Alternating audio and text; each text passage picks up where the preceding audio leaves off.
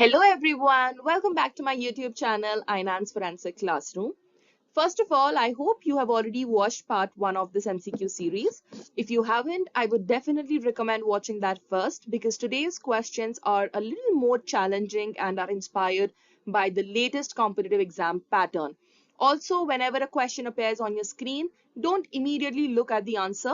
Pause the video for a few seconds, think about it, then choose your option, and then we will discuss the explanation together. Remember, the goal isn't just to get the answer right, the goal is to understand the concept behind it. All right, let's start with the first question. Which of the following is not the preferred search method for an outdoor crime scene? The correct answer is option D, which is zonal search. Now let's understand why. Think about an outdoor crime scene, maybe an open field, maybe a roadside, or even a forest area. Now these scenes are usually large and open. So investigators generally use line searches, strip searches, or even spiral searches depending on the situation. A zonal search, on the other hand, it works much better when the scene can naturally be divided into sections or zones, like the different rooms in a house or maybe the different floors for a building. Then moving on to question number 2. When a crime scene is processed under section 176 of 3 of the BNSS, which additional procedure is mandatory during evidence collection? The correct answer is option B, which is videography using a mobile phone or electronic device. Now, this is one of those questions that students often skip because it looks like a legal provision, but we have already discussed this in our video, so you don't have to ignore it. The BNSS has made forensic investigations much more evidence-driven. One important requirement is that the evidence collection process should be videographed. This improves the transparency and it helps demonstrate that evidence was collected properly without tampering. So if you see section 176 of BNSS in an exam, immediately think of mandatory forensic investigation and videography. Moving on to the next question. A witness testifying about what they personally observed or experienced is providing. The correct answer is option C, which is testimonial evidence. Now, I'll tell you an easy trick here. If a witness says that I personally saw the accused running from the crime scene, that's your testimonial evidence because it's based on what the witness directly experienced. But if your witness says that someone told me that they saw the accused, that's hearsay because the witness is repeating what another person said. Then question number 4. Which of the following is not a goal of crime scene reconstruction? So the correct answer is option C, which is finding the murder weapon. Because option C, what happens is crime scene reconstruction is about answering questions like what happened, how did it happen, where did it happen, in what sequence did the events occur.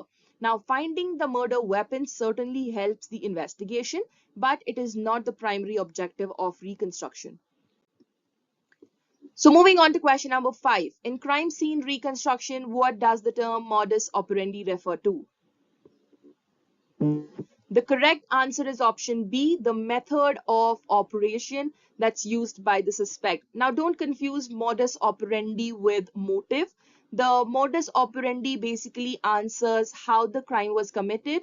Your motive basically answers why the crime was committed. That's a very common mistake that students make in competitive exams. Moving on to question number 6. Trace evidence is primarily based on which principle of forensic science? The correct answer is option C, which is principle of mutual exchange. Now, this is another way of asking about Locard's exchange principle. Whenever two objects come into contact, the material is exchanged. So let's talk about question number 7. Film flash photography is mainly used to. The correct answer is option C, which is achieve full illumination. Now imagine you're photographing a person standing with bright sunlight behind them. Now, without a fill flash, the face may appear dark because of the strong shadows. When you use a fill flash, it will soften those shadows and will give a much more evenly illuminated photographs. That's why forensic photographers use it. Okay, the next question is question number 8. Now, this is based on assertion and reason. Now, the assertion says latent fingerprints are routinely found at the crime scene, and the reason is latent fingerprints are invisible prints that are found at the crime scene.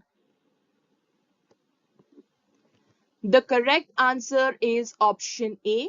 Both assertion and reason are true, and reason is the correct explanation. Now, before we discuss the answer, let me tell you something important here. The assertion reason questions are frequently asked in your exams, so don't just memorize the answer, learn how to analyze these questions. Now, the first step is to check whether the assertion is true. Here, the assertion says that the latent fingerprints are routinely found at the crime scene. Now, that is absolutely true because whenever we touch a surface, we naturally leave behind sweat and oils from our fingers. Next, we check the reason. Now, the reason here states that latent fingerprints are invisible prints that are found at the crime scene. This is also true. Latent fingerprints are not visible to the naked eye and they usually need to be developed. Now, comes the most important step. Ask yourself, does the reason actually explain the assertion? Now, the answer here is yes, because latent fingerprints are the type of fingerprints that are most commonly deposited unknowingly. Now, they are routinely encountered during crime scene investigations, right? That's why both the assertion and reason here are true, and the reason correctly explains the assertion. So, the correct answer is option A. Moving on to the next question. An investigator forms a working theory within minutes of arriving. What is the best way to avoid bias?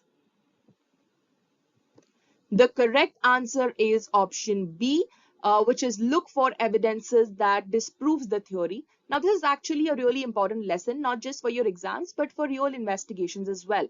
Now, it's completely natural for your brain to form an early opinion. The problem starts when you only collect evidence that supports that opinion. A good investigator actively looks for evidence that could prove them wrong. That's how confirmation bias is avoided.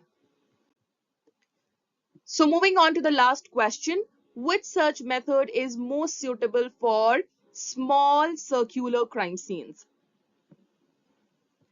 The correct answer is option D, which is spiral search. Now, if only one investigator is searching a relatively smaller circular area, a spiral search may be very effective. The investigator may begin from the center and they move outwards, or from the outside they move inwards. However, it becomes much more difficult when multiple investigators are involved. And that's the wrap for today's video. So how did you perform? Did you manage to score 10 out of 10 or did a few questions surprise you? Let me know your score in the comments below. Also, if you found this video helpful, don't forget to hit the like button because it really helps the channel reach more forensic science students. Please share this video with your classmates or anyone who is preparing for competitive exams. Also, if you are new to the channel, make sure you subscribe to Inain's Forensic Classroom and press the bell icon so you don't miss our upcoming videos. We have now completed the crime scene investigation MCQs, and from the next video onwards, we will begin an exciting new unit, which is forensic biology and serology. Until then, take care of yourself and I'll see you in the next video. Thanks for watching. Bye-bye.